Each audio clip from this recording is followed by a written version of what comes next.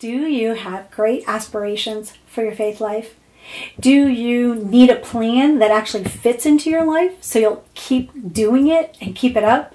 Well, in this video, I'm going to talk about 3 things that you can do to really build that deep faith life that you crave. Join me.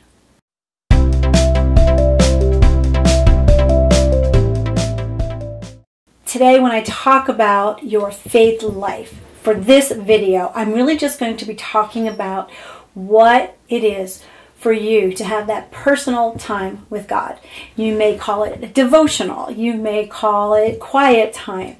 Whatever it is you call it, that's what we're going to be looking at. So we're going to be looking at what is your Bible reading, your Bible study, your Bible memorization, and your prayer life like.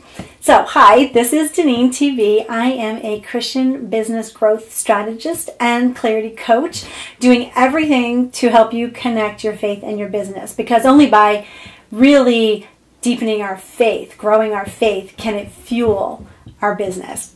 And that's who I am, and today this is what I want to talk about. And I really just want to come and kind of have a conversation with you about what I believe are some really fundamental building blocks when it comes to what you should be doing to really deepen your faith life, because that's the best way for you to grow a business. It's the best way for you to grow any type of relationships in your life, those horizontal relationships, because you are filling up on God and have this vertical relationship going first. I really want to start with mindset, because I don't know if it's something that you've thought about before or if this is going to be a shift in your thinking pattern about God. But what I really like to talk about, and I talk about with women, with clients, is that we really have to see God as the CEO, the Chief Everything Officer, not only of our life when we become believers, but also of our business. He is the boss. And I liken it to this. I liken it to if you had a real boss in the real world, and that boss came out of their office and said, "Hey, I need a meeting with you." You wouldn't just say, "I'm sorry, boss, I can't meet with you right now." No, you wouldn't do that. You'd be like, "Sure, boss," and you'd close your computer or get your pad of paper or whatever it is you need to take notes, and you would go into the boss's office. So this mindset is that we need to be having this meeting every single day with God, with the CEO, with our Chief Everything Officer, to really be able to align with God, because that's what's going to make us successful. To really know what His will is for us, because if we don't meet with Him, we are just haphazardly trying all the things we think are right to do and not really doing what He wants us to do. And we know in God's economy that things can look very different. We don't do things as a Christian entrepreneur or business owner in the way that the world does. And we need to know what God's pulse is on that and really be working in His economy. So that's the first thing, I think, is that mindset shift, that we need to really see God as the CEO, the Chief Everything Officer, and really make it a priority to have that appointment every day. And then, of course, to talk with Him throughout the entire day as we're making decisions, as we're trusting Him for the steps that He wants us to take. So the second thing I think that I want to talk about is something actually very physical, because the first time I ever mentioned this to one of my Christian women entrepreneurs, business owners, she was shocked. She's like, "Why didn't I think of that?" The simple physical thing of putting it in your calendar, in your planner, writing it down, putting it on your phone, wherever you keep your planner, put that appointment actually in the planner.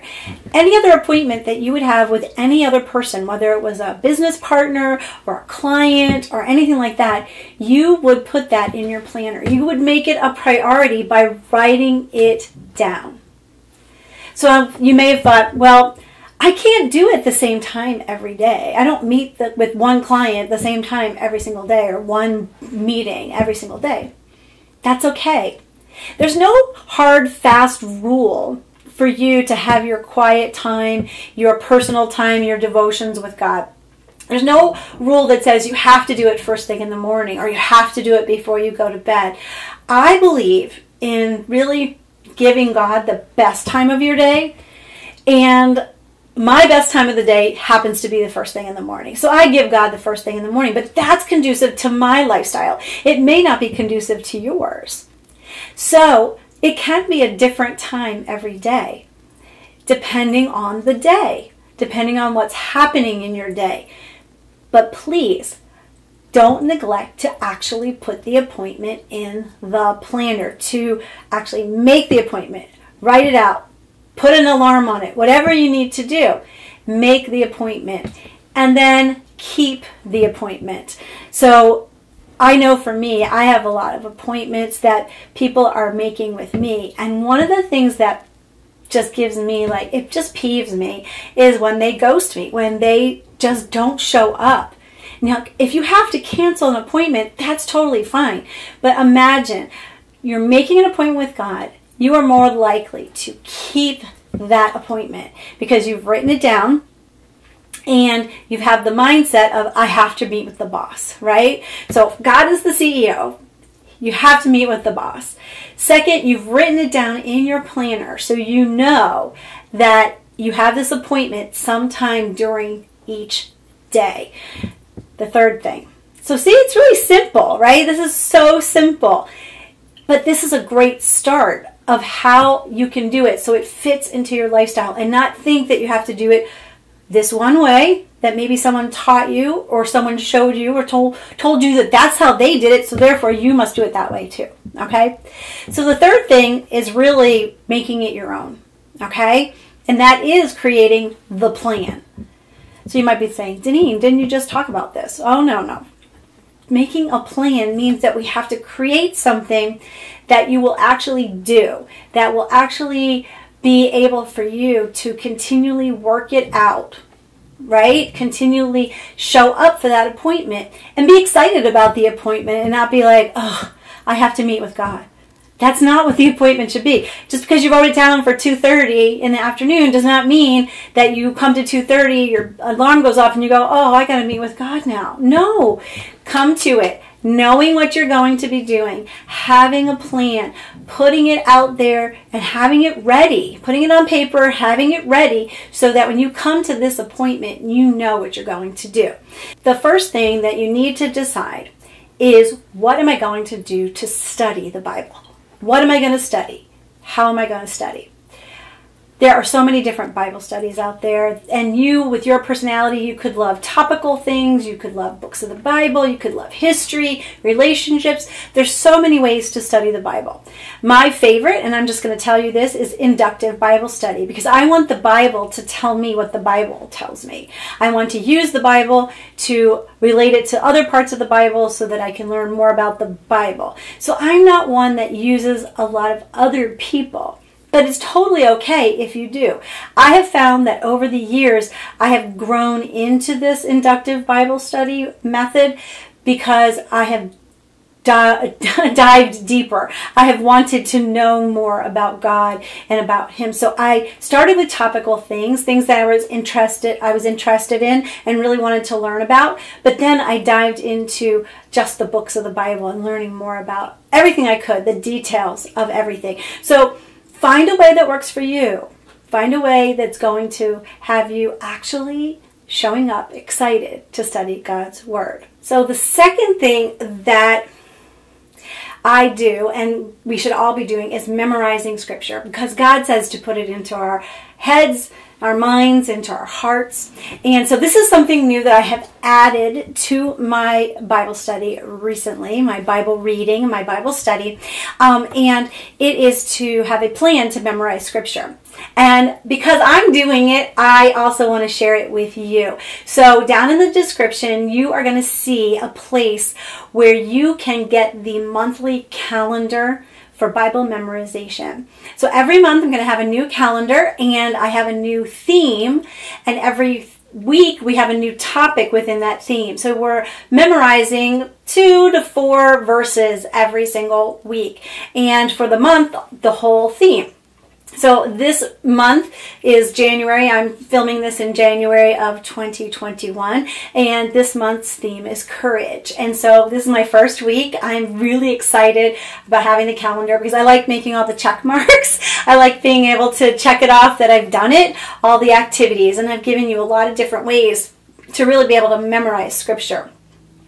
One of the things that I talk about a lot is the 50-minute work hour, 50-minute work hour, and leaving yourself 10 minutes in between. And I think I'm going to do a video about this. If you would like a video explaining the 50-minute hour and how you can use it to help you memorize Bible verses, let me know that in the comments. I would love to know if you would like a video on that, because I think it's really important to just keep God's Word in your heart all the time. The verses that we're memorizing this week talks about to be thinking about and meditating day and night. And I think that's a great way to have a time to set apart to meditate on God's Word. So if you're interested in the 50-minute hour, just let me know down in the comments and I can do a video on that. The third part of this plan, so we've got Bible reading and study, find your way to do it. We have, memorizing scripture, and I've given you a tool for that, and that's down, like I said, in the description. And then, of course, we want to pray. We want to pray during this time, and I believe in using a journal when you pray, because when we put pen to paper, when we use something in our hands, it actually helps our brains to slow down. And I do have another technique for this, and I do plan on making a video for this on the technique of praying in color and what that looks like and what that means. Because when we slow down our brain, it allows us to hear God and hear His voice or His impressions or however you want to say that. But it really helps you to be able to just listen better because you quieted your mind. It also is a place where you've recorded all the things in your journal. So when that happens, you're able to look back through your journal and see how God has been faithful, to see if idea has been coming up over and over again, and maybe that's what God wants you to explore. So there's lots of ways or lots of things that a journal can do for you if you incorporate it into your prayer life. Now, you're thinking, well, Deneen, now God is my CEO. I need to meet with the boss every day, and I have to make that appointment in my planner, and now I've got to do some Bible reading and study. I've got to do some prayer. I've got to memorize scripture. How much time is this going to take? Start small. Start small. Don't try to say, I want to study for an hour every day, and start with an hour on the first day. You won't do it. I'm telling you right now. You will do it for 3 days and then you will give up. Okay? You need to start with that 10 minutes. And you need to start to work up to the time that you feel is right for you. Because it could depend on the day. Some days you may have an hour. Other days you may only have 30 minutes. Other days you may have 4 minutes. Just do it every day first, consistently. Add the minutes that you can. Add the time. Because it's going to become such a sweet time for you that, believe me, you're going to be anticipating this time of the day for you and saving those activities to do during that time. And it's just like anything. We have to continually improve on it. And when you improve on something, let's think about this when you're exercising. In order to improve your body, you just don't do the same exercise every single day for the same amount of time. You have to push yourself a little bit harder to work that muscle. The muscle should actually be sore when your body is changing, right? I think about my abs right now and my thighs, because I've been doing a lot of that kind of work, and it's sore, but I'm pushing myself more. I used to do 10 minutes, and now I do 15 minutes, and now I'm actually in a challenge of going to 20 minutes, 21 minutes actually. So we have to push ourselves, and it's the same in our faith life. If we want the faith life to be deepened, if we want our connection to God to be stronger, then we need to take that time away from everything else.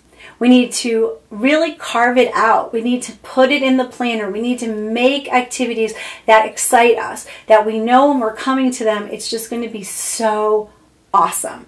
That is the thing that I love about what I get to do, is I get to help teach you to do that as well. So what do I do during my time?